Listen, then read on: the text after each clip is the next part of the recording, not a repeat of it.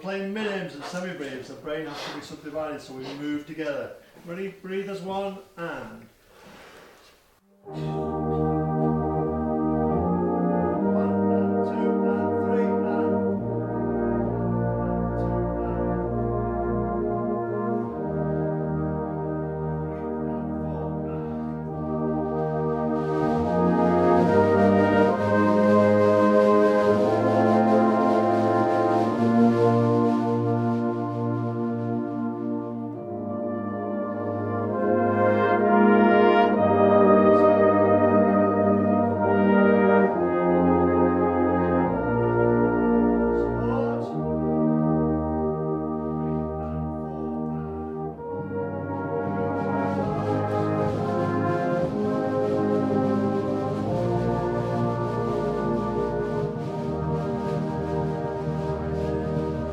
Burbage Walk.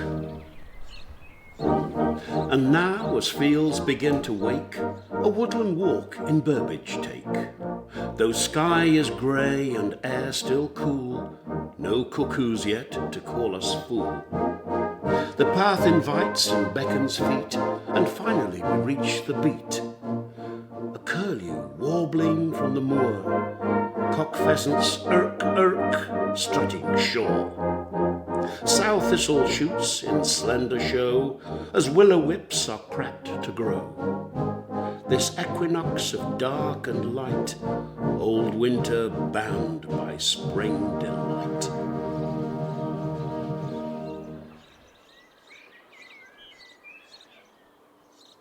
I'm Philip Holland, and I'm very honoured to be president of Burbage Band. I'm from a farming family. So I was a dairy and sheep farmer in the top end of Dove Valley for most of my life. Being part of this family of people, of music makers, is something which is just so special.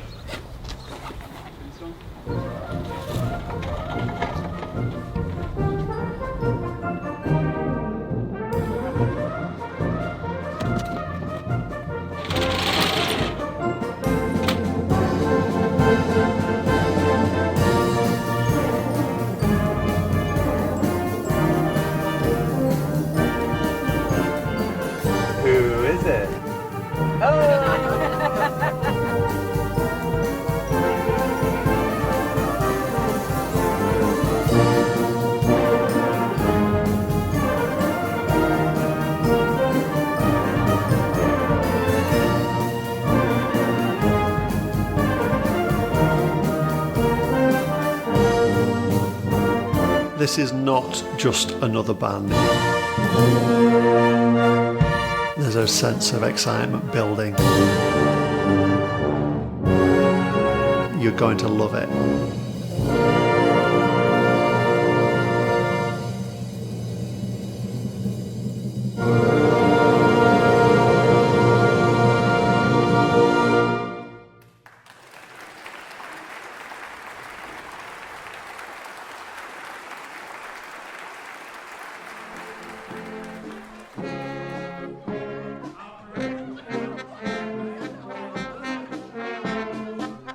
I want you to put your hands together and give a huge big round of applause to a band of great acclaim all over the UK. From Buxton, Burbage Band. Give them a huge big round of applause. I want to see it.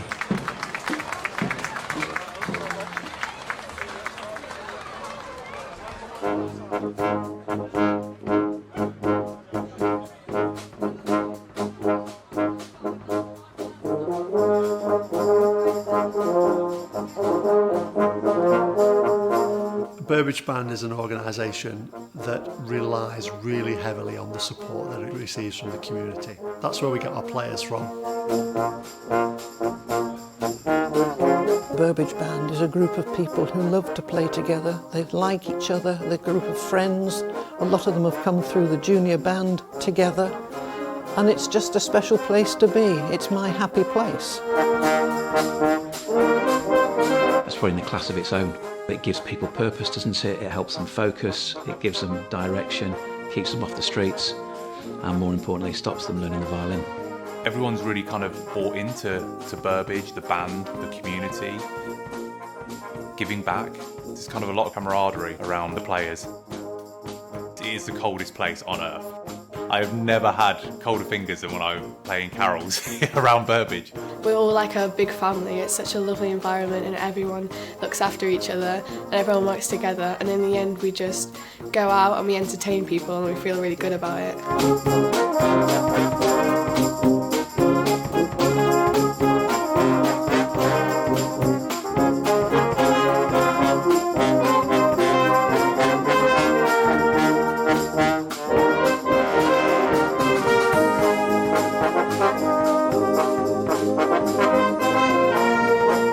There's been parts of my life where I've wanted to never see this band room again. When I've been in teenage years and stuff, just not wanting to play music anymore, but I've come to realise that this is a community that I could never find a replacement for if I ever left. It's not something that I could just give up so easily.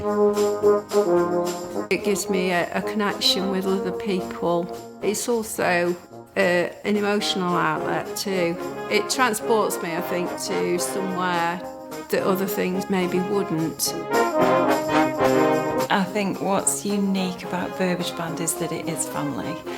It's literal family for me. So my brother-in-law conducts the band and my sister plays in the band. My brother's there, now my sister-in-law is there, my husband's the conductor, my two daughters play. 2 nieces in the band. I met my wife through the band, and my stepson plays in the band as well. I've been in the band for 35 years now, and I've known people for all that time. We are so close. It's really, everybody supports each other, everybody looks out for each other. We are there for them. It's really, really nice.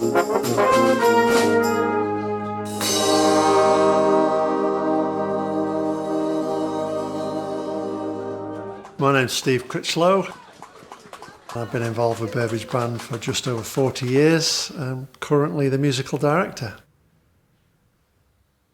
I didn't come from a musical family. Learning to play, joining the band, just somehow seemed so right. I got such a thrill out of performing with the band. I got such a thrill, particularly when the band performed well. And I got such a thrill out of the friendships and the camaraderie that I found. This is not just another band. It's not a band that I've moved to from another band because it suits me. This is a band that I've invested myself in since a youngster. I would like to think that I was doing what I do as much for the band as I do it for myself. Clearly, I take a great deal of pleasure and pride from it. But the continuation of the band, the success of the band is deeply, deeply important to me.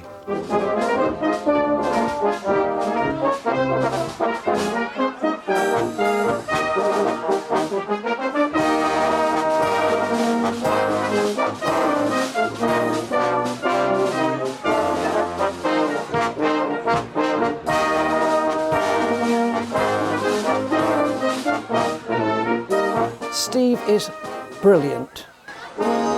He is a perfectionist where music is concerned. He has a superb ear for music. He can pick out a mistake in a group of 30 people without even blinking an eye. He knows when you're playing something wrong. He praises you when you play it right. He's a wonderful person that has our admiration in the whole band. Everybody looks up to Steve.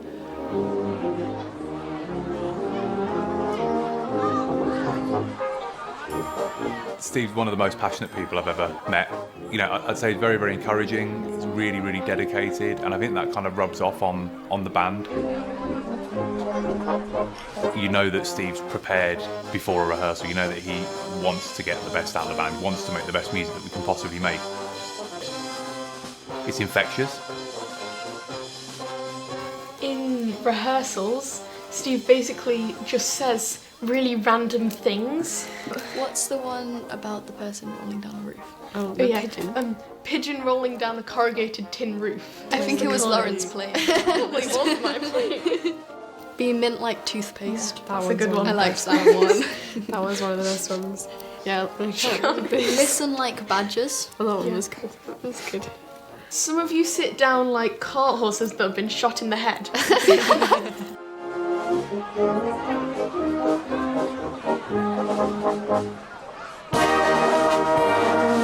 I don't think either of us could be married to anybody who wasn't in the band. It just works. It's irritating at times because of the amount of singing and whistling and music that is going round and round. We're married to each other and probably the band too. It's not just a hobby. It's not something I can just stop doing. It's important. I'm really minded to say it's a bad habit. The Burbage Band from Buxton, usually round applause. Come on and see you. We have some hot air balloons in the air behind you, and it's a lovely evening. You're all very, very welcome here to Powerwich if it's your first visit. So the Burbage Works sort of came about really through a conversation that I was having when we were thinking about themed concerts. And I'd had this idea for years about a concert that told the history of the band. I didn't do any more about it. It's something that Sam went away and thought about and then has put a tremendous amount of work into.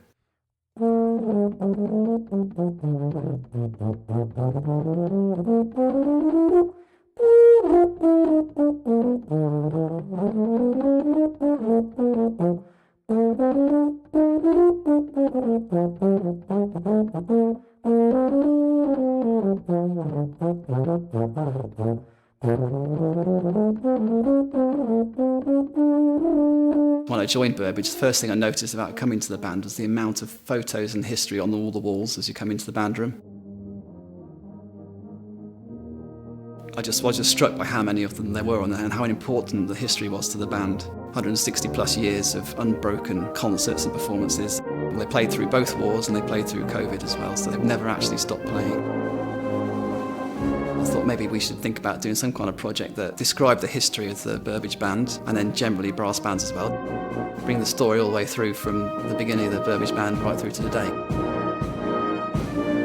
Sam works so hard for the band. He does an awful lot. He's rather like a swan, graceful on the top but paddling like mad underneath. And I think he's one of the biggest assets to the band we've found in recent years.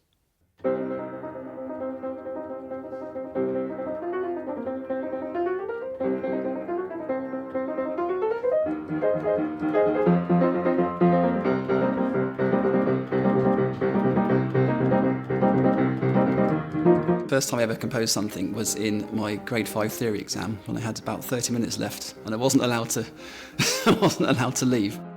So I just had a piece of manuscript paper, just wrote some notes on it, and I went home and played it, and it was actually not too bad.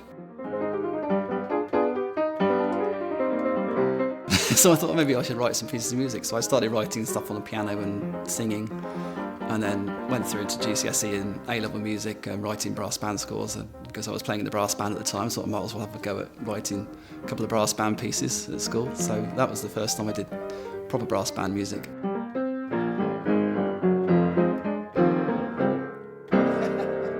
So the ultimate target of the Burbage Works programme is a concert at the Stoller Hall in Manchester, which is an amazing new concert venue. I think it was finished in 2017. So it's got all the mod cons, it's set up as a recording studio and a concert venue.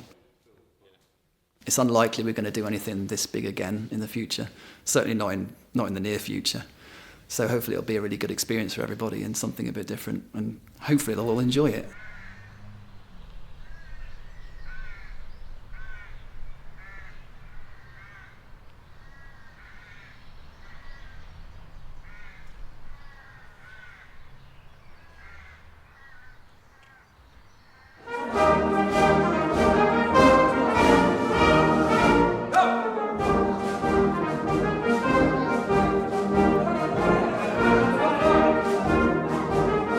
Today's event is a recreation, really, of the opening of the Burbage Institute. That was a formal, important event in the village, and they had a whist drive and dance with the band playing.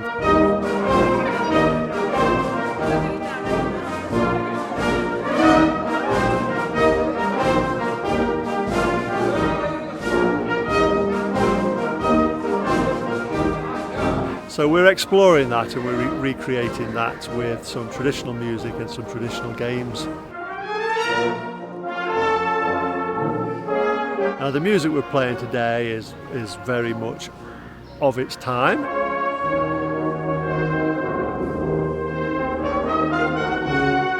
It's not what people would associate a brass band with playing now, but of course back in the day brass bands were one of the few live musical sources that were available to people, particularly working class people in their villages. Brass bands doing this sort of thing back then would have been the norm.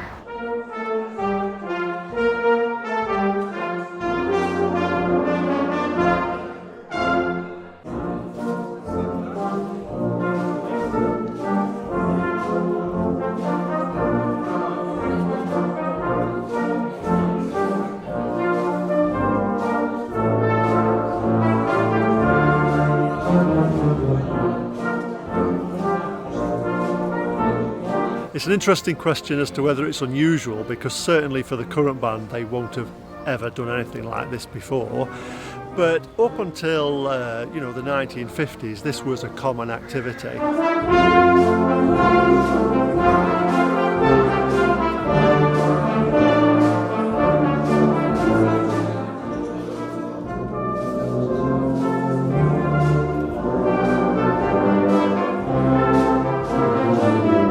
Well, I was luckily paired with Dave, the second euphonium player, so he won the drive. We were absolutely staggering on the cards.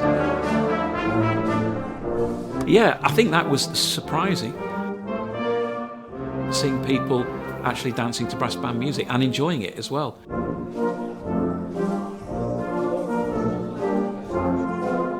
I think the phrase was at the end of it, we all thought around, oh my God, this could catch on.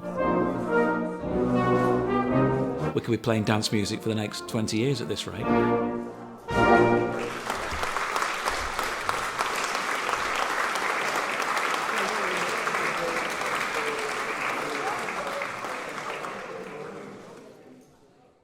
Here we go.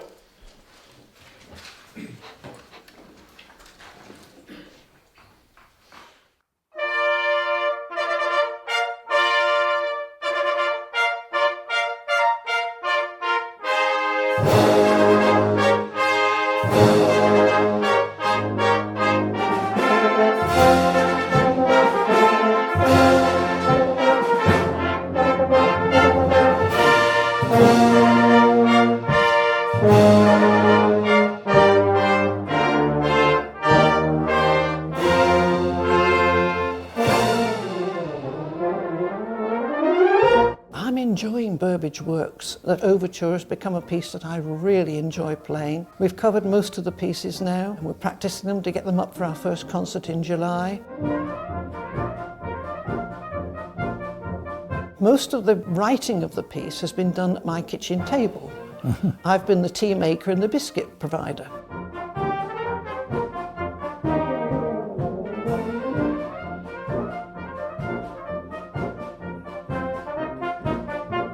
But the three people, Peter, Philip and Sam, who've put together the words, have worked so hard, and for me it's been fascinating.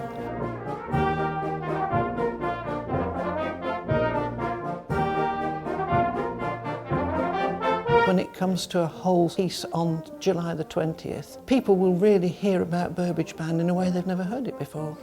We'd gotten the overture a little while before, and I was like, we're doing a film? It's like, oh, wouldn't it be cool to be in like a documentary or something? But then when I realised it was actually happening, I was like, oh damn, that's crazy.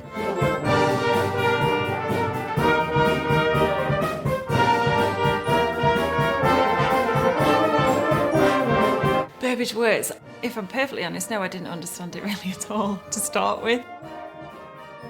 I didn't see it as a timeline, but I liked the music. It started to click when Philip came to do some of the narration in between. Then you start to think, I can see where this is going now. Welcome everyone.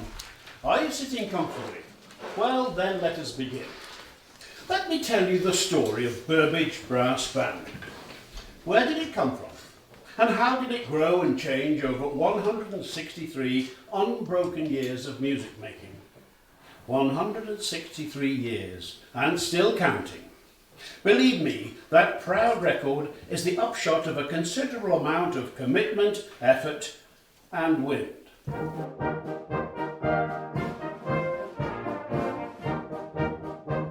When a brass band strikes up, for me, particularly if it's playing a march, it makes a tingle run down my spine every time. I just love the sound of a brass band.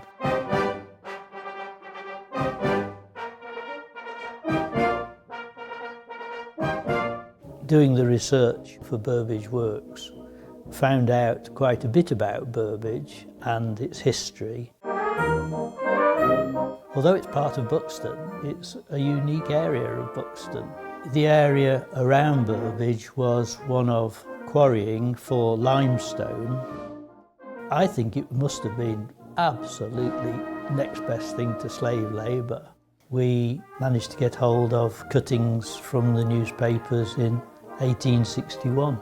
You find in there all sorts of reports of men being hauled before the courts because they were drunk and disorderly on a Saturday night.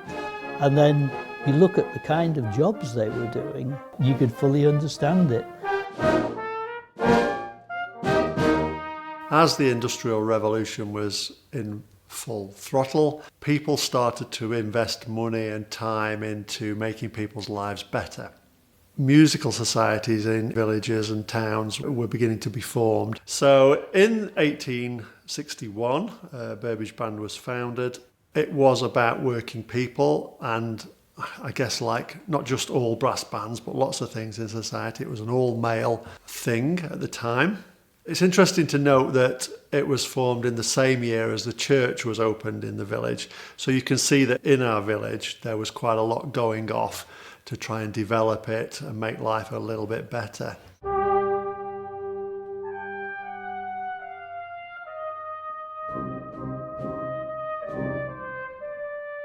On the wall of Burbage Band room we've got the receipt from the original instruments that we purchased in 1861, and the name on there is Frank Redfern, and he was the first official custodian of Paul's Cavern.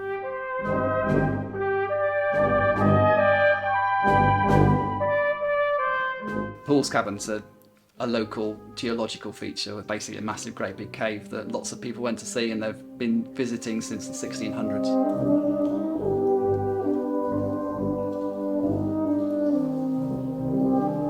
So yeah, the cave's a typical tourist destination in the Peak District. Lots of people would have come to see it, and lots of people would have known about Frank Redfern. So Frank was one of the original members of the Burbage Band, and we know that because we've got the list of the original members.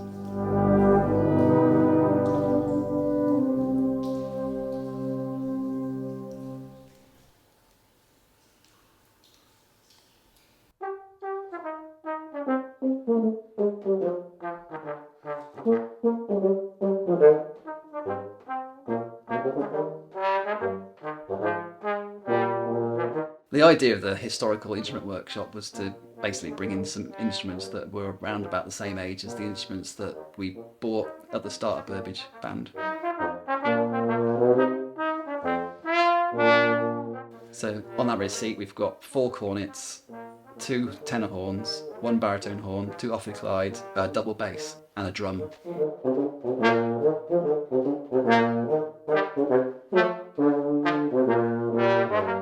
Andy Kershaw was a name that I got from several different sources.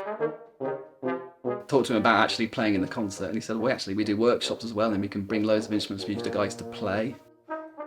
I wasn't expecting to be able to find all these really old instruments, let alone play them, so that was absolutely amazing. So, Josh is going to go on a world tour of cornet playing, starting in 1825. Nothing much to say about this. It's in vaguely B flat. All these instruments will be in slightly different pitches. Find a G probably that you're happy with. Good. So you'll be able to get an A, B, C, and then your away note, and then D. It was quite fascinating to watch. And then I got picked on as a guinea pig to test out some of the older cornets. There you go. So just find out where the middles are. enjoy the sound, don't push it too hard, but just have a little play and find where you are on that. Lovely, it's a gorgeous sound. Yeah, fantastic. Great, it's great. I think you get quite used to the modern instruments. They're really nice and easy to play in these, where the intonation and tuning was really difficult. You had to work extremely hard to get a good note, but no, it was a good experience. It's really good to understand how brass bands have evolved over the years. It's also quite interesting to see how brass bands not necessarily have evolved. You know, if you look at the cornet and the piston valves, you know, they've not changed. It's just really good. It's nice to truly understand, you know, kind of like, where did brass banding come from?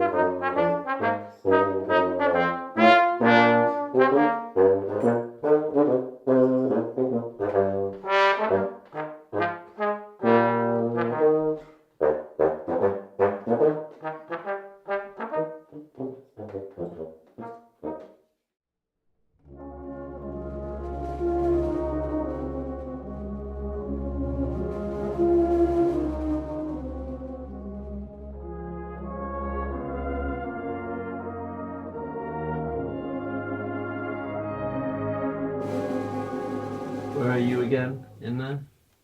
There. Right in the middle. Right in the middle, yeah. What year was this? 1954? Yes. We just won at Bellevue, Manchester. You know, Bellevue. Yeah. We had a good band. Very good. So you joined the band when you were how old? 12. So you learned with Burbage when you were young, and then you went away and you came back again afterwards. That's correct, yeah. Yeah. So your total, if you add up all the different years, even though they were 30 odd years I did with Burbage. Wow. Did you work at quarries and the? I did. Yeah. I worked at Tunstall, you know, high and low, and we bought a works at Alton in Ribblesdale. Yeah. The first week of that, it rained every day. We was up there. So a lot of the quarry workers were in the band. That was your introduction to it, or? Yes, they were. Yeah. Got it. Yeah. Thinking back on your time, are there any concerts or marches or performances that you did that's particularly stick out? We used to have to go on a Christmas day and play at, you know, with the band up Level Lane, Poolscaven, wherever. Yeah. On Christmas Day, and you don't do it now. We do it. Yeah. You still do it. Yeah. And were you cornet from day one? That was what you wanted to do, or did you move around the instruments a little bit at first? Well, I played, as I say, I played cornet for a long time. I'm only on second at the moment. I can't get the higher register, you know. Are you in this one? That's Terrace Road, isn't it? Yeah. Yes, I'm on it, yeah. I think that's me there. I was a big principal cornet then. That's a long while ago. Yeah. St George's Day Parade, 1958. 58. Yeah, how old were you there? 24. 24. Similar age as me. Yeah. It's good age for marching. I don't mind marching, but I don't like doing it now, to be honest with you. At least you've got a fairly light instrument. Night. Yeah. It's understandable. Yeah.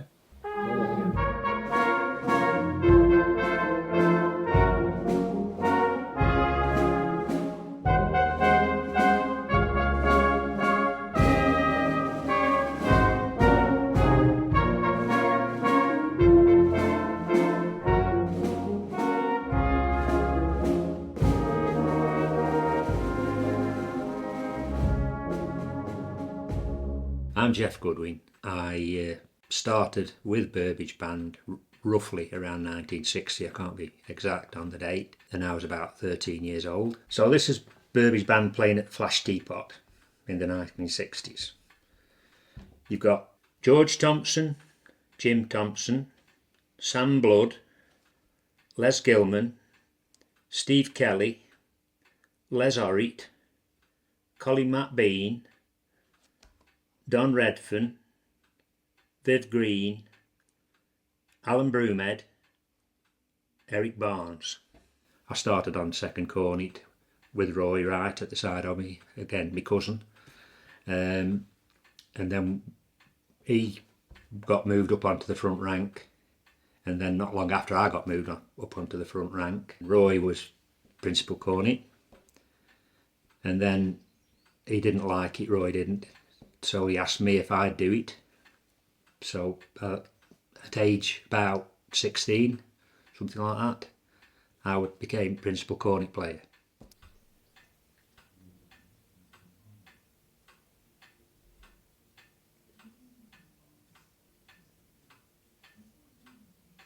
My sister was Kathleen Goodwin, who started in the band as the first woman player ever. She was a tenor horn player, and she was a good player. They entered the contest in London. They won the contest, and she got mentioned in the adjudicators' notes for being very good. In the Buxton Advertiser, it said Cowdale girl does it for Burbage, and Cowdale being the village where we come from. And then 2-3 weeks later, in the Buxton Advertiser, it said Cowdale girl does it again, and she'd got done for driving without a licence. That's life, isn't it? But she married Leonard Vaines, and he put a stop to it. He wouldn't have her going off banding, so that was she finished before ever I started in the band, and then about must be 10 years ago now, her husband died, and she straight away came back playing with us at Worslow. Once it's in your blood, isn't it?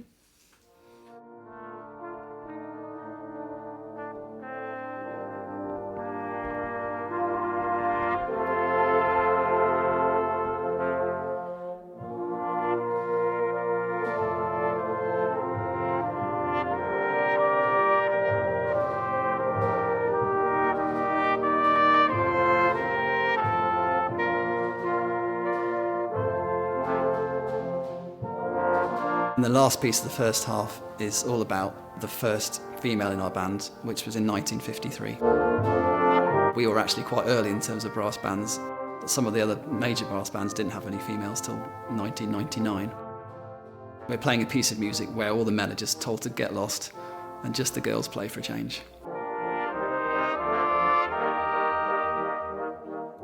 The first rehearsal we did on that, all the women of the band met, and I walked into the band room and I was shocked, like taken aback. It looked like a full band, but it was just all of the women. I hadn't quite realised how many of us there were when you sort of add it up and look at it that way.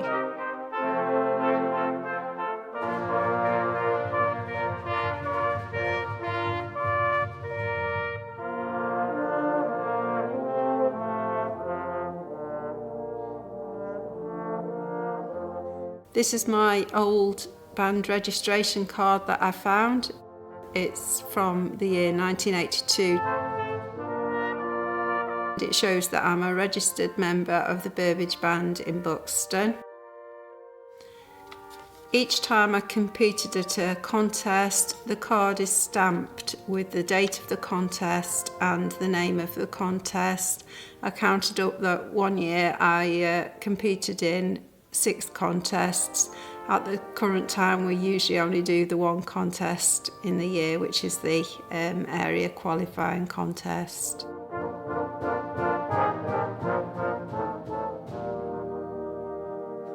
When I first joined in 1976, there were just 4 female members of the band, including myself.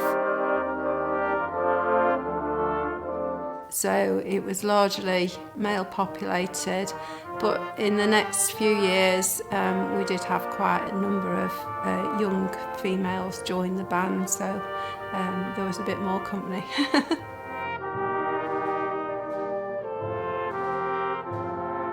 My aim is to be the first woman on the Life Members Board. So I've only got 15 years to go. I stand in line to be that person at the moment. That's my aim.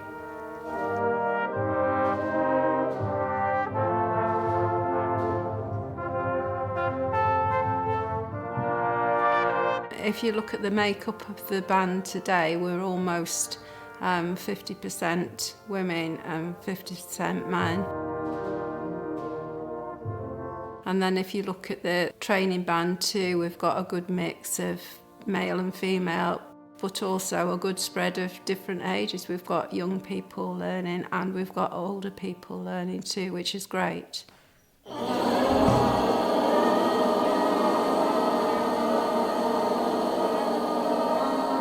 let's do that all again. 1, 2, 3.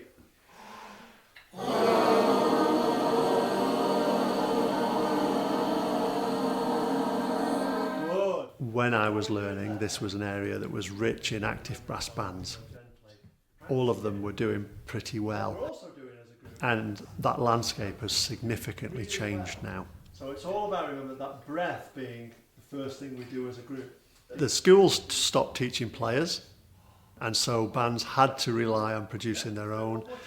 And I think, frankly, Burbage have been far more active in that sphere than anybody else. 3. Watching, we're going to stop together. What we do here is that we give an opportunity for people to come into the main band and sit amongst the main players and learn what it's all about. And that is the thing.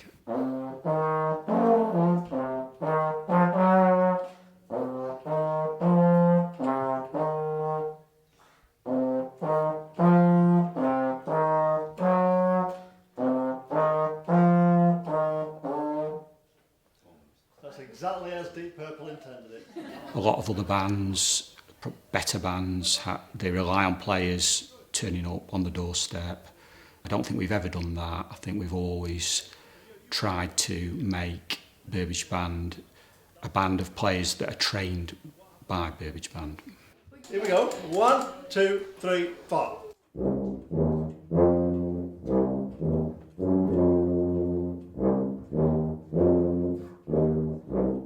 Okay, that was pretty good. How did you get on, Walter? It's not easy, is it? The A flat was, so I sort of was like, oh, I got it. And so I sort of got the tune and then I was like, oh, it's a flat, what shall I do? I started when I was around 4. I don't think I've ever seen another band have a junior band, and it was quite a shock when I found out, like, oh, bands don't have junior bands. It's incredible. I didn't quite realise it when I was younger, but it's like, it's such a great system for just A, keeping the band alive, and B, keeping people with music.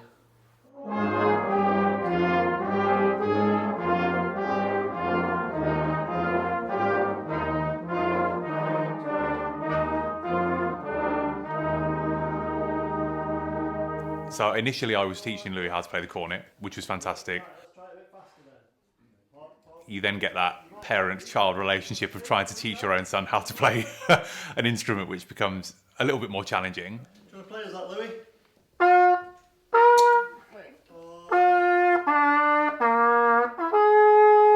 that's it. Let's try that one more time. 1 and 2 and 3 And then he's gone into the main training band. He just absolutely loves it. He's really, really switched on, really enjoys it. He's playing a lot more now than he ever did.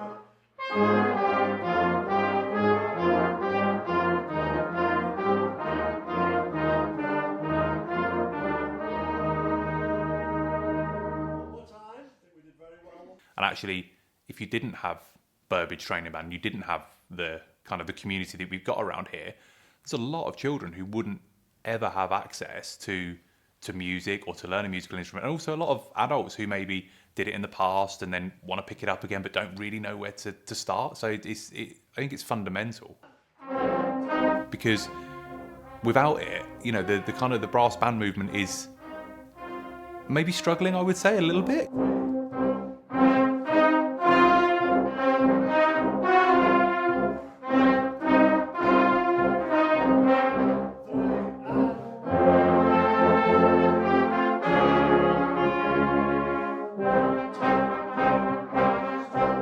Les Orrid set up the training band. He was key in terms of seeing the future generations come through. I now also do a lot of the teaching and a lot of the work with the juniors, which is great. I love it. They're such fantastic people to be around. I think the future, the most exciting bit now really is the junior band. They join us on some concerts, and yeah, it's the highlight of my concert really, to sit and watch them and give them a big cheer, and they're just coming on so well, which is just, yeah, it's great.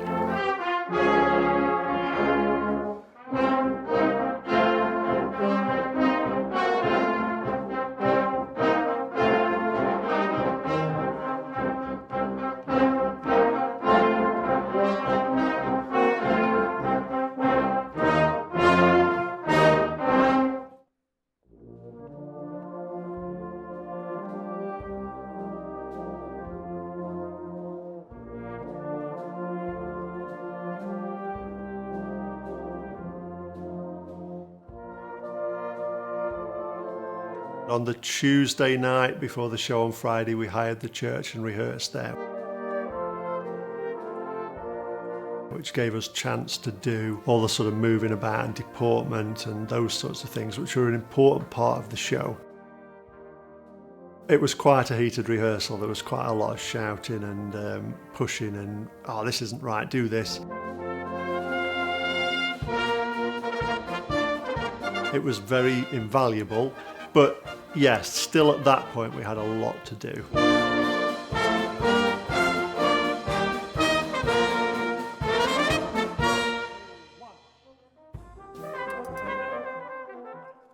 Okay, we've got to be ready for that. Once that's gone wrong. So, before G, yeah? We're in 2, aren't we? And it goes diddle-diddle-dip-pop, 1, 2, 1, pom, pom, pom, pom. But do you know what? Over the years, sometimes I've found out if you get things ready too soon, it can go off the boil by the day, strangely. There's an art in bringing something to the boil right at the proper moment.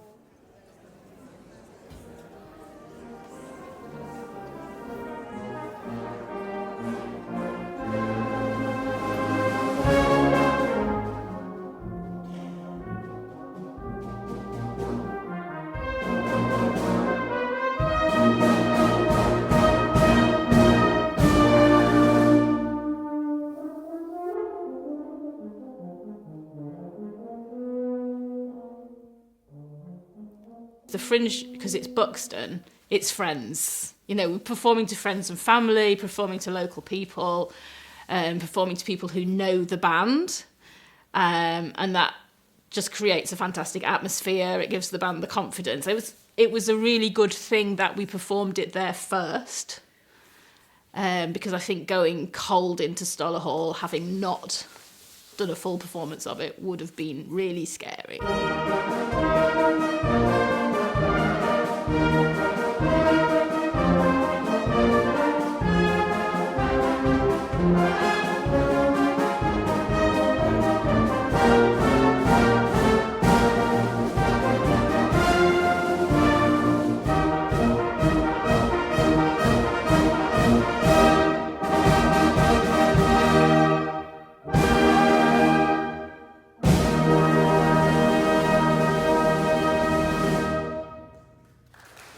That was the first time we saw it all come together.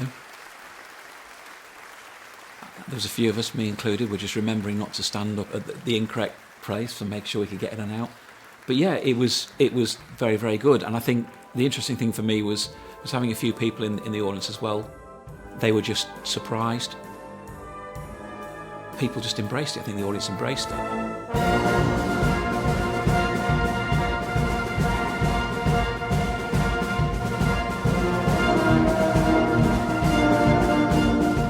It really drew the community in, because so many people knew people that had been in the band in the past, that all the photographs that were projected on the screens, people were commenting that they recognised people and knew people, they were relatives of people. It felt so very community based. Yeah, it was a wonderful part of the project to do.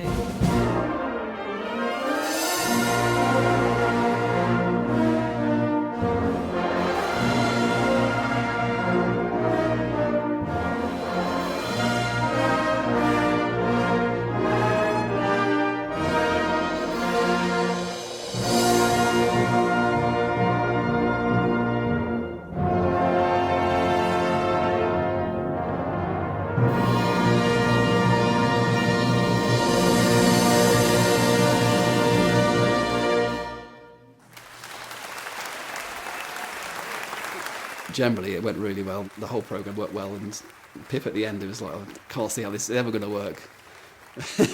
Came up to me at the end and goes, it really worked, it was great.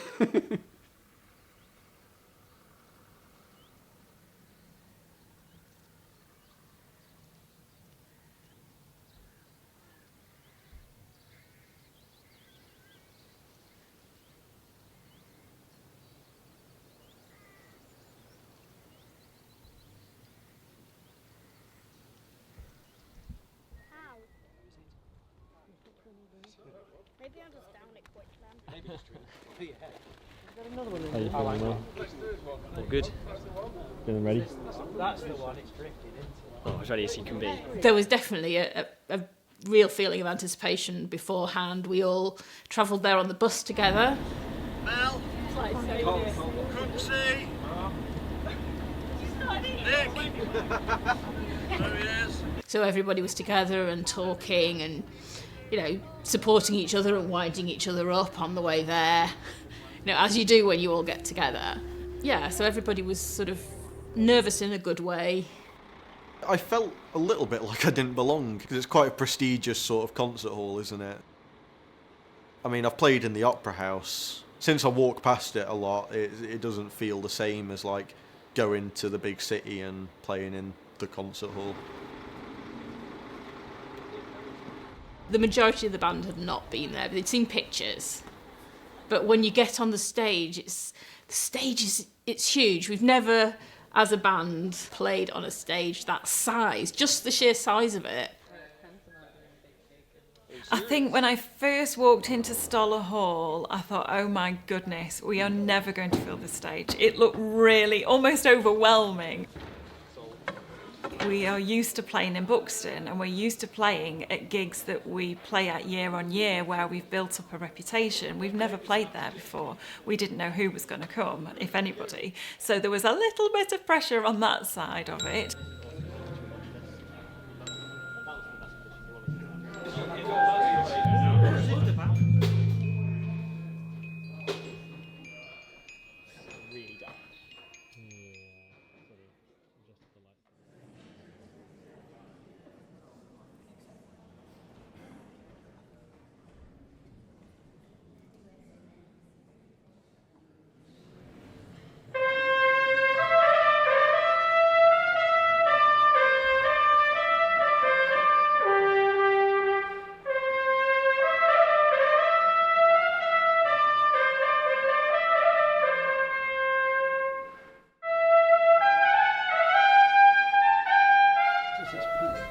I want to turn it around so we can see me in the big room.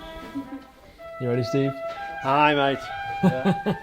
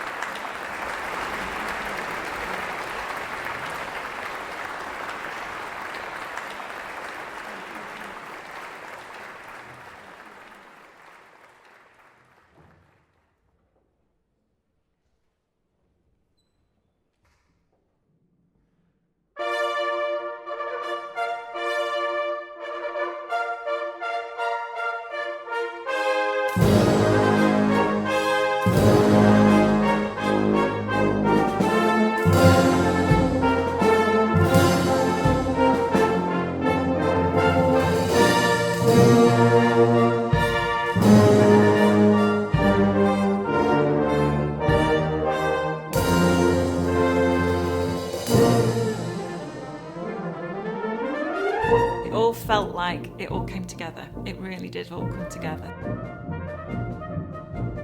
It was so different to what we normally do.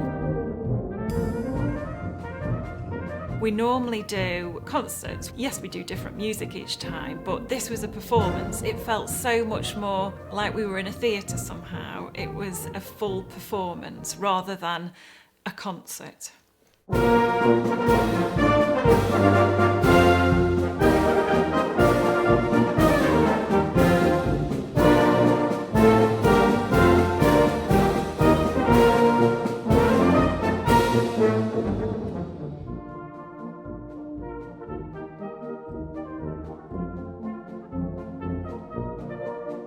Probably, I think, the most famous story of the band is the time when they enlisted as a band in the First World War.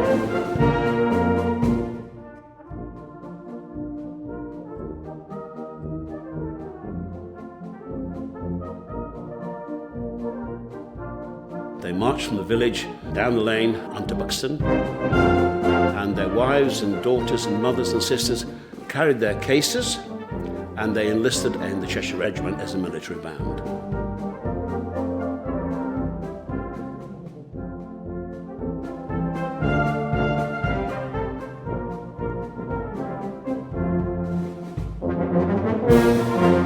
They were serving soldiers, they weren't just there to make music. Sadly, 2 of the band were lost in the First World War.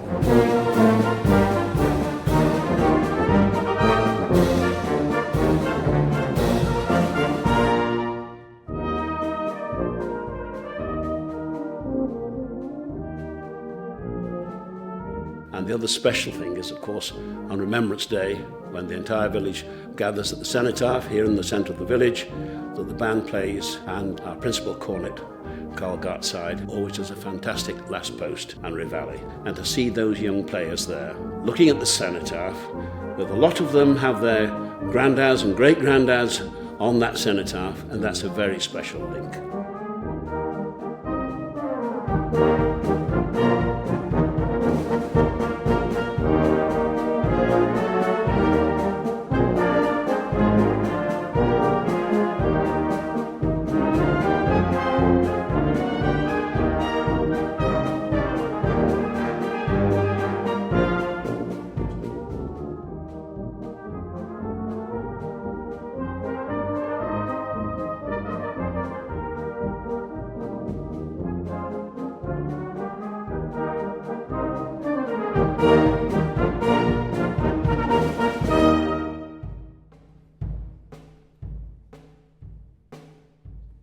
Burbage Band, 1915.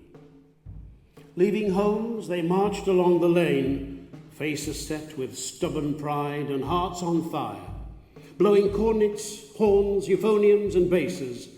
Behind their mothers came, and wives and children, with trembling chins, now held a little higher than was normal, tightly gripping leather cases. Enlisting to a man, this loyal brotherhood of music, refusing any split or separation, pledged themselves as one for country and for king, exchanging brass for lead and iron. And should at any fall in foreign lands and degradation, hoped their sounds became a threnody the rest would sing. That day, the marches, airs and hymns they played still echo back again to hear their village roots. The soughing wind still carries back their comrade voice, and with their instruments retained, they made a common anthem far away, keeping time in boots, their khaki marching to a scarlet bandsman's choice.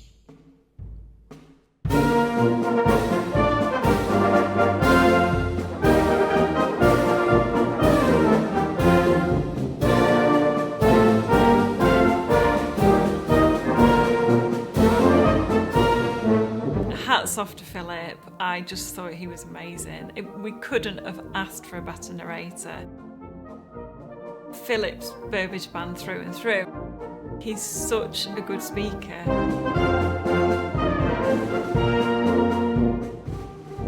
Credit to him, he was brilliant, absolutely brilliant.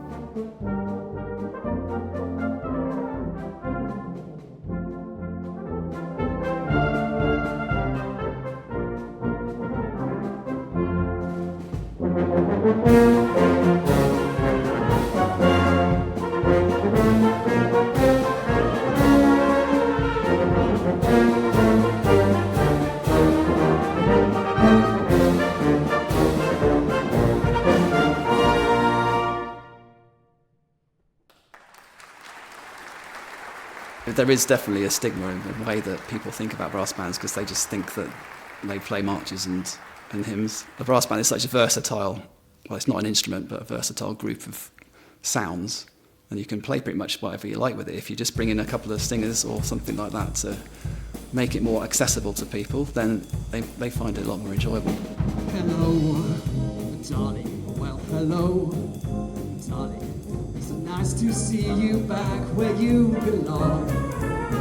You're looking swell, darling, you can tell, darling. You're still glowing, you're still growing, you're still going strong. When did I start? I would be about 8, which would take it to round about 1972. Favourite songs from way back when. And that's when I had my first lessons with Les Orrit. Played there till I was about 17 when I left school. But I've always had an ear for playing jazz and blues. Promise you won't go away again. I got to find out that there was big bands rehearsing, and so I thought I wouldn't mind checking that out. That opened up a completely different world from playing in a brass band.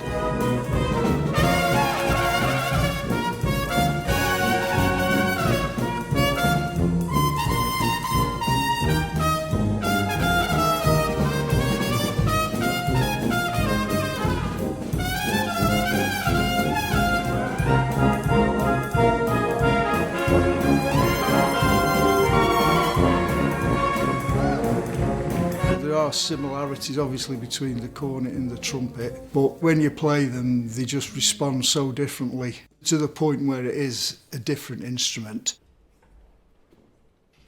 The next piece is about family connections in the band. So we're going to do a duet, which is the principal cornet, Carl Gartside,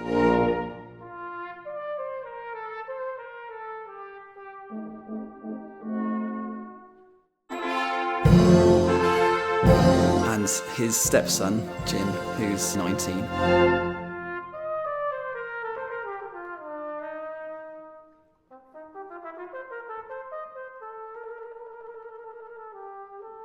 So they're going to do a little duet together to highlight the way that there's a lot of family members in the band.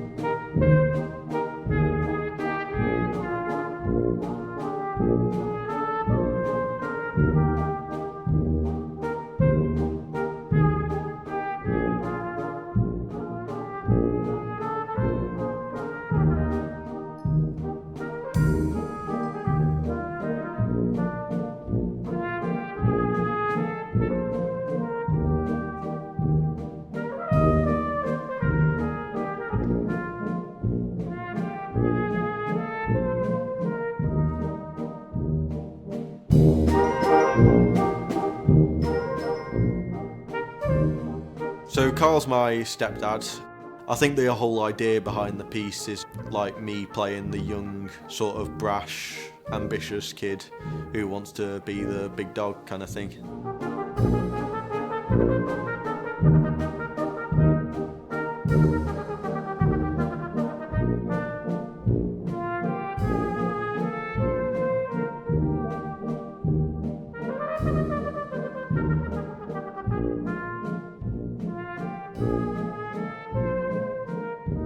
It's just a very famous, very nice piece of music. Carl would always be playing the traditional, the da-dun, da-da, da-da-da, whereas I would be given increasingly complex parts from the later variations, like the demi-semi-quavers and stuff like that.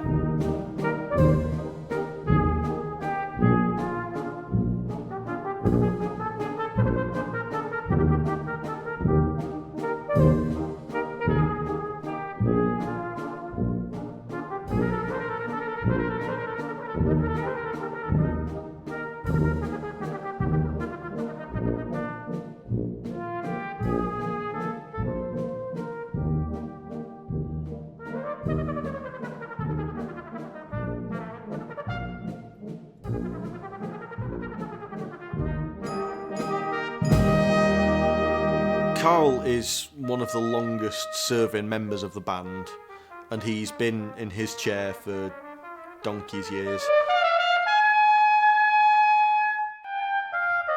He'll soon be off to retirement, I'm sure.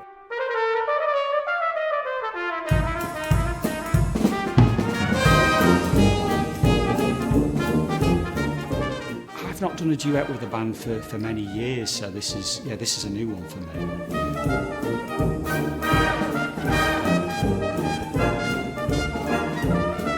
He's at that age where probably he doesn't need any tips anymore, or he doesn't want any tips anymore, I think.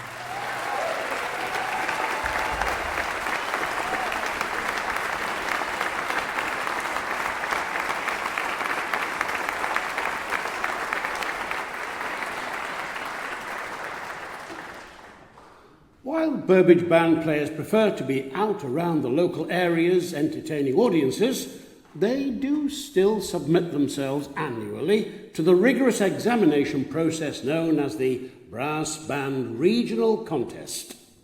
Many band members view this annual opportunity to compare the standard of their band against others akin to being summoned to an annual dental checkup. Here is a simulated test piece, but we will only play it once. We're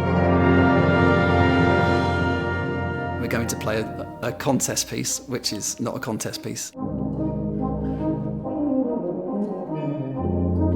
Describing the process of actually going contesting. It's a mini one, it's only 5 minutes as opposed to the normal 11 or 12 minutes. Because I don't think an audience would want to sit through 12 minutes of me making people play semiquavers and triplets. So Burbage Band in the last 10 years has progressed all the way from the 4th section up to the 1st section in the contesting world. We won the 4th section, first of all, I think somewhere around 2011. We won it the 2nd year, which was a shock and a delight. That put us into the 3rd section, and after 2 or 3 years we became members of the 2nd section and finally members of the 1st section, all within a space of 10 years. That's unheard of, and it's down to Steve's hard work and drive.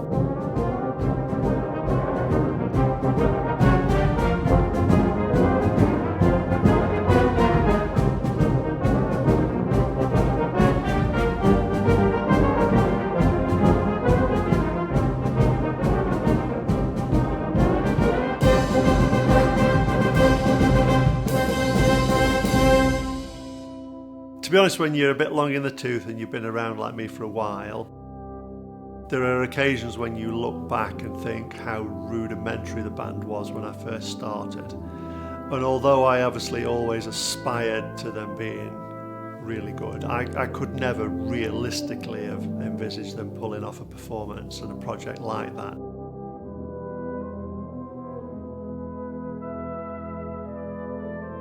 I just feel that the players got the opportunity to really perform in the way that a professional outfit might do. And we were really able to put some work into not just the playing, but the actual performance, the way we look, the way we behave, the way we move about, the way we interact with other media.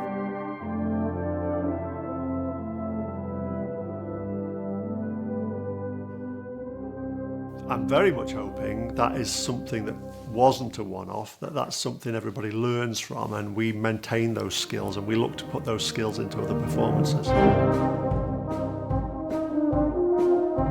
The whole project, I suppose, is about the history of the band, from when we started, from where we've come from.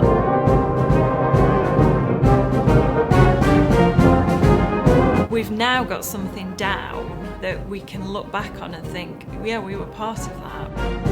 We were part of that history going forward, because who's going to be looking back at us in 100 years when we're not here? It's down now, it's recorded. Yeah, it's a moment in time.